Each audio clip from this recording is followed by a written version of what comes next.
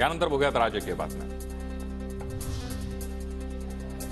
तुरुंगापासून वाचण्यासाठी अशोक चव्हाण भाजपवासी झाले। महाविकास आघाडीसोबत चर्चा करणारे अशोकराव आता पळून चाललेत। ठाकरे गटाचे खासदार विनायक राऊतांची प्रतिक्रिया।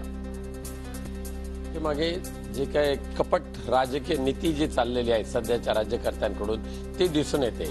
अशोकराव चव्हाणांना वेगवेगळ्या षडयंत्रामध्ये पुन्हा एकदा फसवण्याचा कारस्थान झाल्यानंतर तुरुंगापासून वाचण्यासाठी भाजपवासी व्हायचं असं काही जणांनी ठरवलं। त्याच्यामध्ये अशोकराव चव्हाण आहेत। आदर्शचा निकाल हायकोर्टाने आमच्या बाजूने दिला। आदर्श घोटाळ्याच्या प्रश्नावर अशोक चव्हाणांचं उत्तर। प्रश्न हायकोर्टामध्ये आमच्या बाजूने निकाल लागलेला आहे।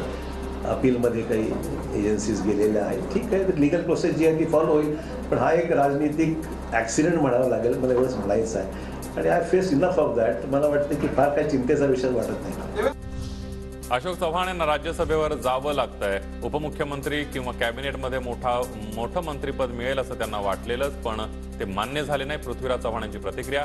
तर राज्यसभेवर पाठवून त्यांना राज्याच्या राजकारणातून बाहेर काढण्यात आलं असाही लगावला टोला।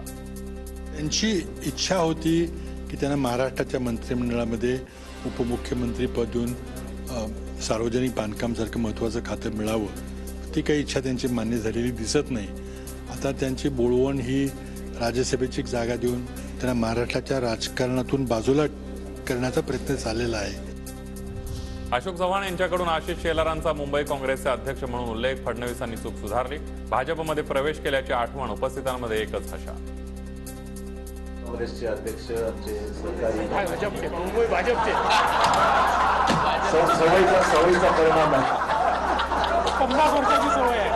50 वर्षाची सवय असल्यामुळे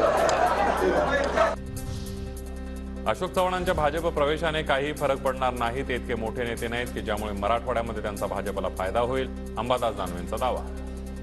काय लगे फार मोठे नेते लावून गेले। ठीक आहे, नांदेड बोलते असेल, नांदेड शहरा बोलते, ठीक आहे, आता ते गेले तिथे निवडणूक लढवतील असं कुठेच लगे त्यांचं सगळं। मग त्यांचं जर खूप बाले केलं तर तेच मागच्या वेळेस हारले स्वतः लोकसभेला।